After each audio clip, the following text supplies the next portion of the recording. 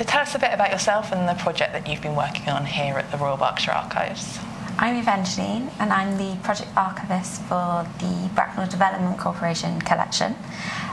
This has been part of the New Jerusalems project, which aims to catalogue, arrange and conserve the records of new towns across Britain and Ireland. Okay, so tell us a bit about the Bracknell Development Corporation archive. So the archive spans more than 300 boxes, including more than 10,000 drawings. So these were created between 1949 and 1982 by the Bracknell Development Corporation, who planned, built and managed Bracknell New Town.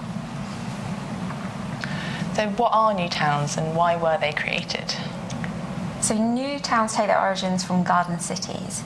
So Ebenezer Howard, before the First World War, had this idea that lots of major cities, including London, needed to be decongested because people were living in overcrowded and overpopulated, unhealthy living conditions.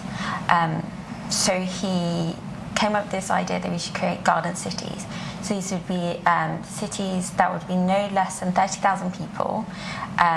They would be outside of the overpopulated cities. They would have green belts surrounding them, and in these cities they would have everything for like homes, work, leisure, everything someone could need, so they could live and not need to leave the city, or not really want to leave the city. So these were supposed to be artisanal communities, and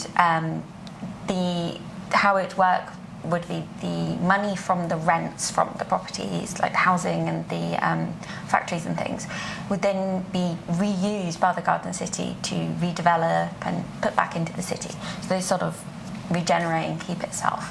So from that idea, that later led to new towns. Okay. So later, after the Second World War, because of severe bombing and lack of housing and bad living conditions, and there was a baby boom, the government felt that they needed to build new towns to move people out of the cities.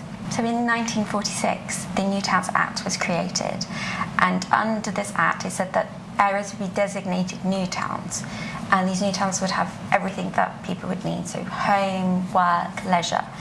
Unlike traditional towns, new towns were to have areas segregated from one another.